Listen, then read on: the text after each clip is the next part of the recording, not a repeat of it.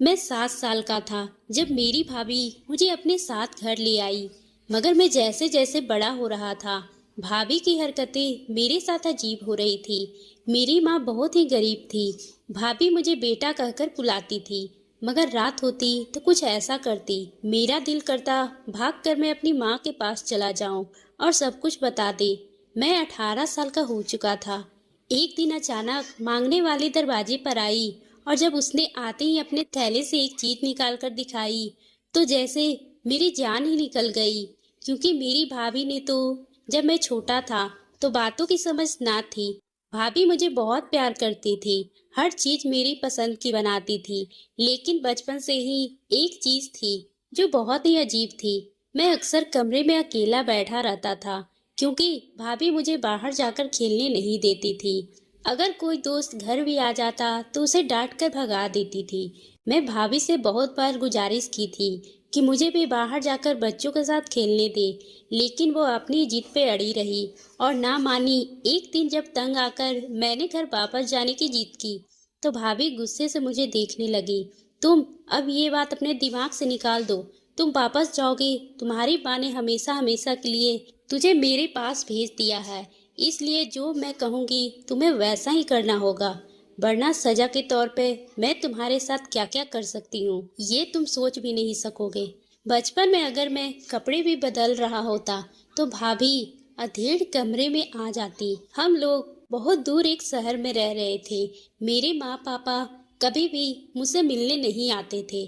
मैं उनको बहुत याद करता था, लेकिन उन्होंने तो शायद अपने सर से एक बोझ उतार कर फेंक दिया था। वह मुझे भूल चुके थे। अब मेरी जिंदगी में बस भाभी के आसपास घुल मिलकर रह गई थी।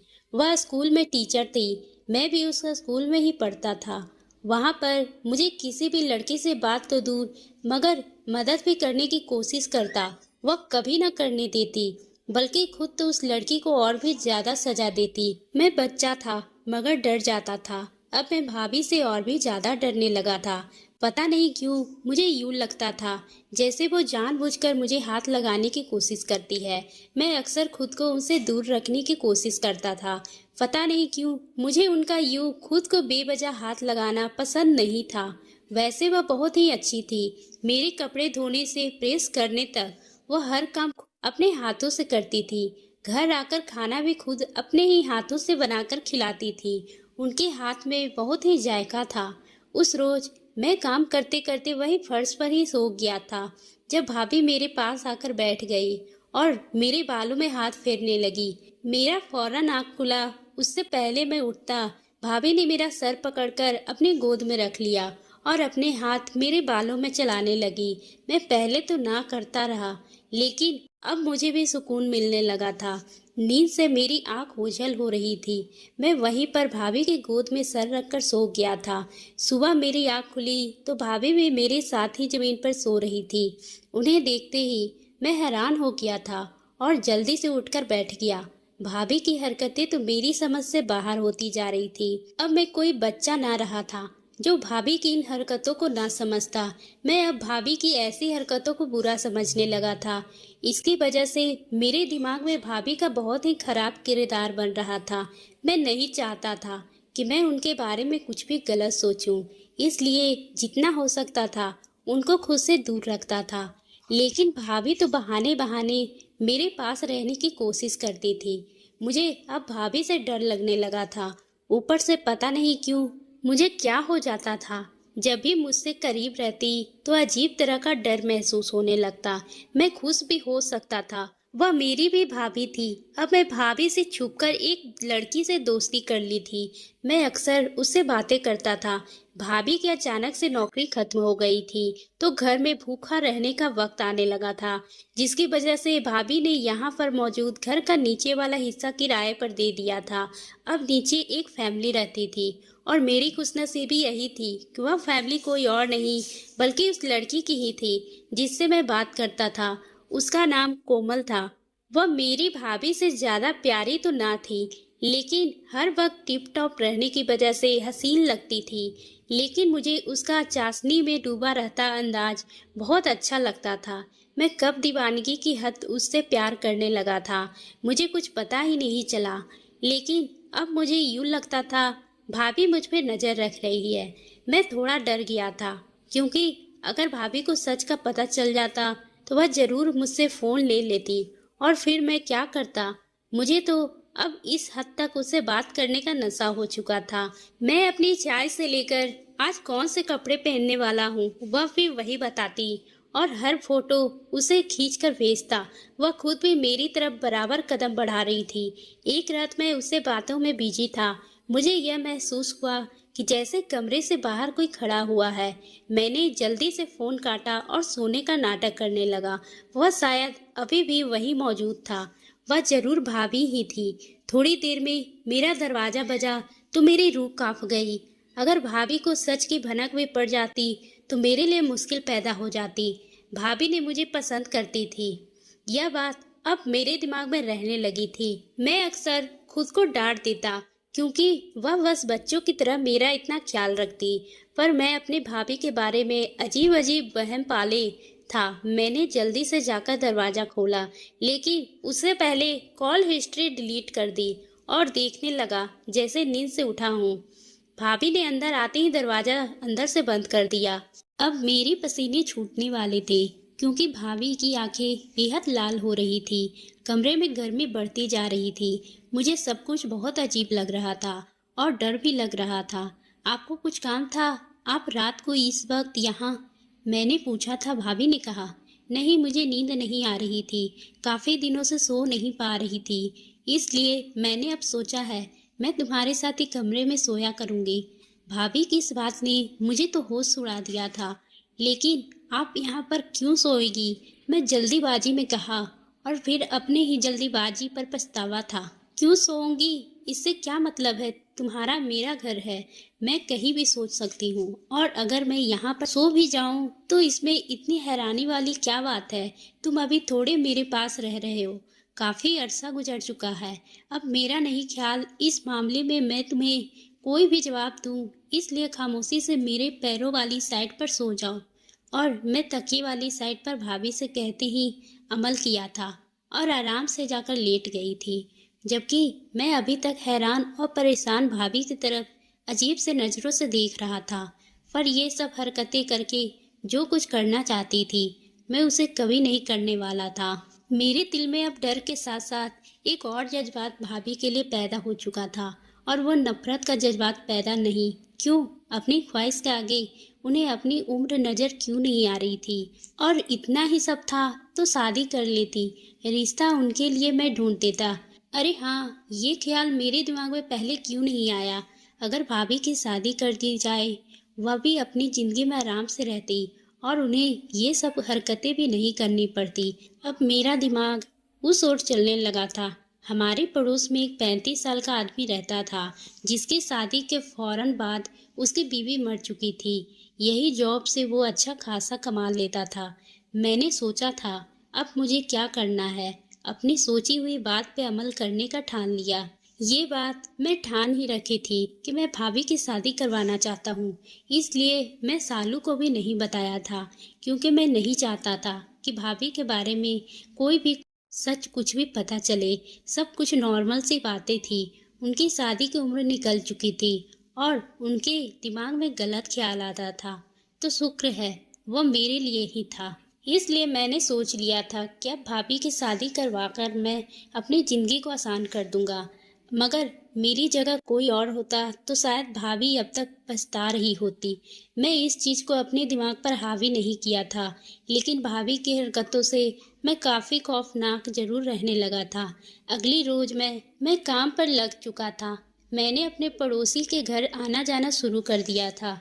एक रोज जैसे ही बातों बातों में उनसे उनकी शादी के बारे में पूछा, उन्होंने बताया कि उनकी बीवी अच्छी किरदार नहीं थी। उसी के चलते उसे एक ऐसी बीमारी हो गई थी जिसकी वजह से आज इस दुनिया में नहीं रही। मैंने तो उनका बहुत पर्दा रखा था, लेकिन बीमारी ने उसका पर्दाफाश कर दिया। तब से मुझे शादी से नफरत हो गई है। अब मैं बस अपने काम पर ध्यान देता हूँ। लेकिन आपको दूसरी शादी का लेनी चाहिए, मगर एक तजुर्बा सही ना हो तो इसका मतलब यह नहीं कि बंदा कोशिश न करे। वह शायद आपकी किस्मत में ही नहीं थी। आपकी किस्मत में शायद मेरी भाभी जैसी कोई साफ दिल की औरत थी। अब आप सोचिएगा जरूर इस बारे में। मैं मुस्कुरा कर कहा और खुद वहां से वापस आ गया।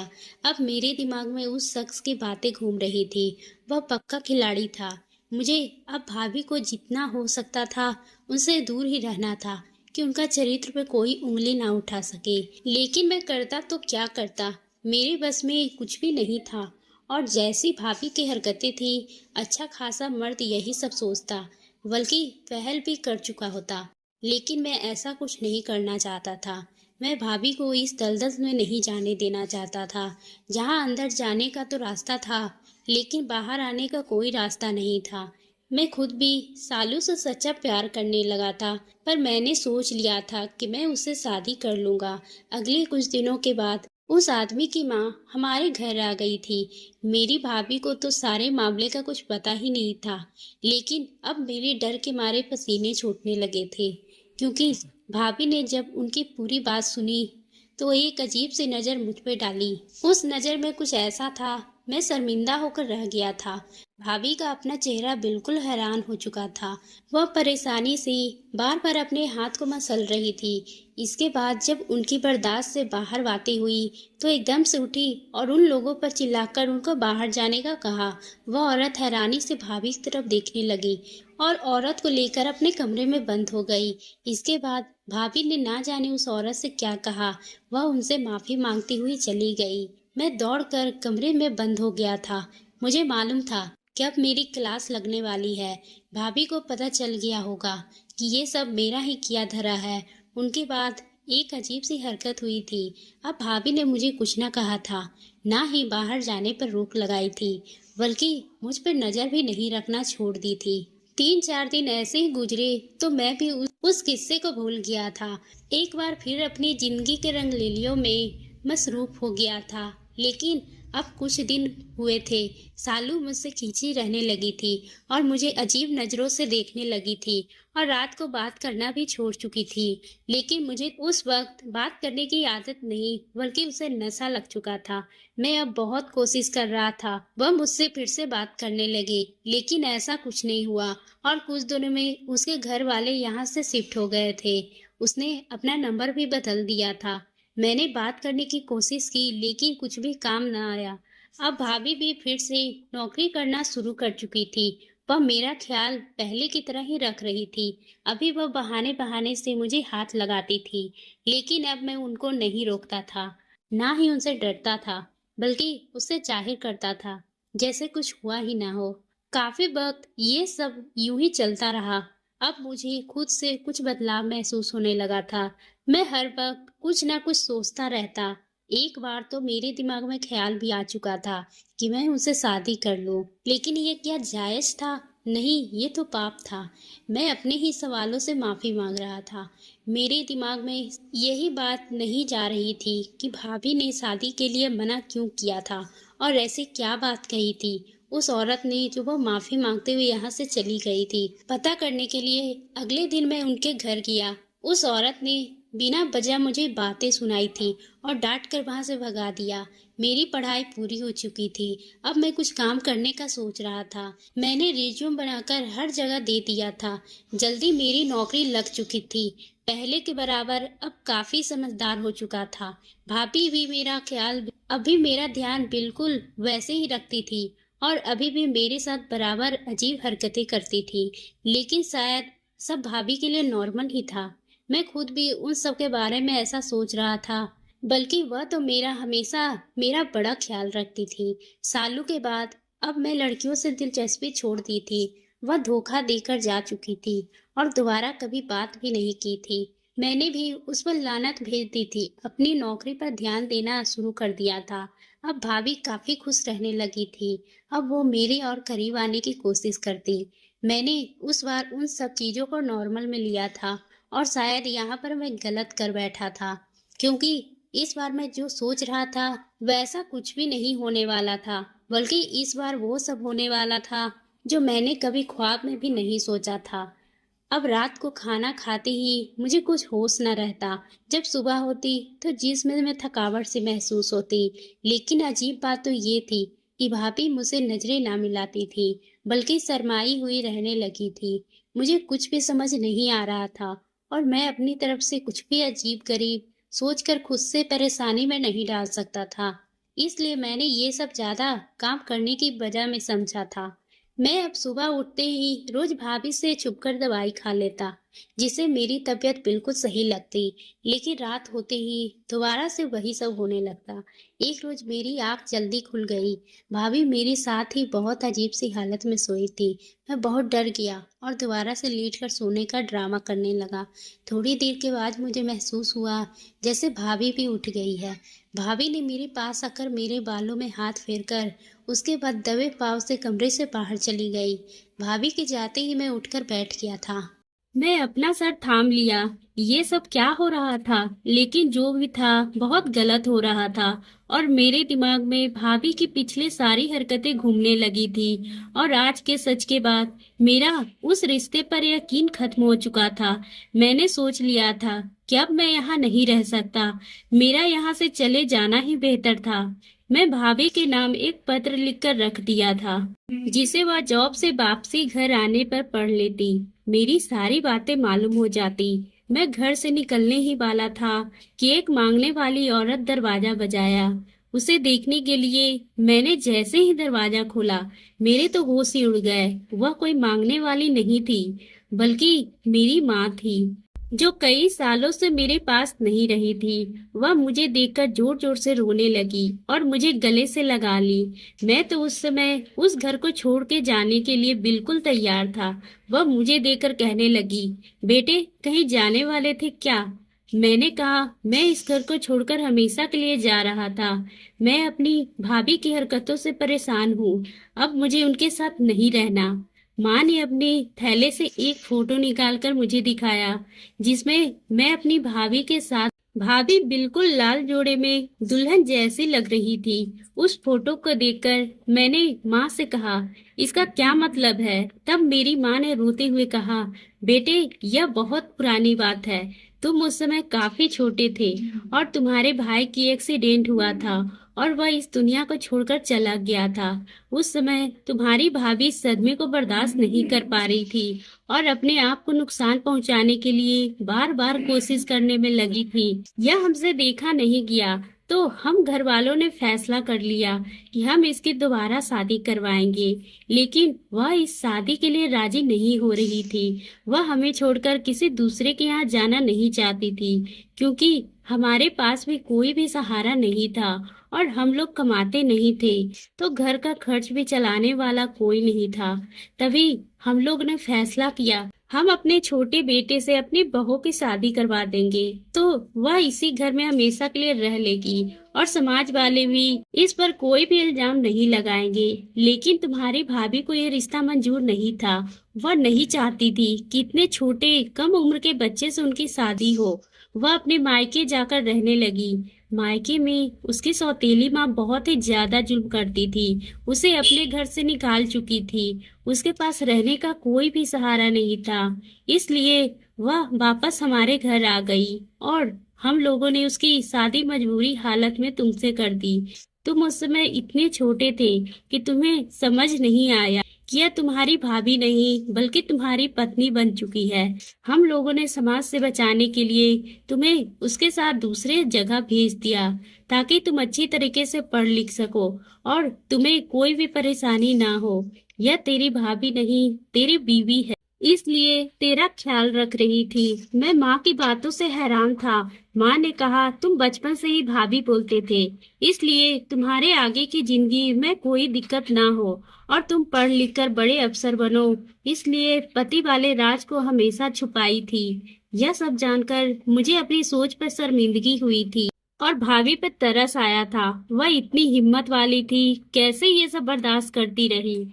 मैं तो खुद उनके लिए रिश्ते का बात तक कर चुका था और अगर वो सालू को घर से ना निकालती तो हो सकता था कि उससे भी शादी कर लेता, तो कैसा लगता उनको।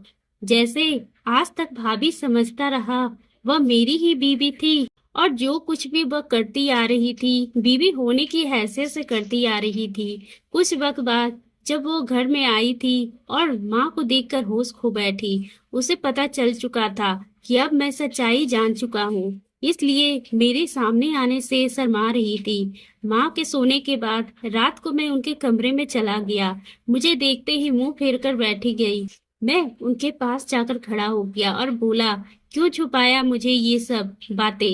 बता भी तो सकती थी आप। मैं आपके बारे में इतना सब गलत सोच रहा था। वो कहने लगी कि मैं जब तुम्हें सालू के नजदीकी हुआ तो मैं तुम्हारे हाल पे छोड़ दी। सालू को एक दिन मेरे और तुम्हारे शादी की फोटो सब पता चल गया था, इसलिए वो इस घर से दूसरे शहर चली गई। मैं जाने अनजाने में अपनी जिंदगी का सबसे बड़ा गलती करने वाला था। अगर माँ सही वक्त पर आकर मुझे सच नहीं बताती तो मैं अपनी बीवी को छोड़कर जा चुका होता। हम दोनों ने अपनी जिंदगी की नई शुरुआत कर ली थी और मेरी बीवी बहुत ही अच्छी पत्नी साबित हुई थी। इसलिए कहते हैं, जब तक बात की तह तक ना पहुंचे कोई भी फैसला ना ले। हमेशा कोई ऐसा कदम ना उठाएं जिससे पछताना पड़े। एक बार सब जानने की कोशिश करें। आप जाने अनजाने में ना जाने कितनी बड़ी नुकसान कर बैठेंगे, आपको पता भी नहीं चलेगा। तो दोस्तों, आपको ये कहानी कैसी लगी? अगर पसंद आई हो तो आप हमारे चैनल को सब्सक्राइब करना ना भूलें और बेल आइकन को भी प्रेस कर लें, ताकि हम आपके लिए इसी तरह की दिलचस्प कहानी लाते रहें।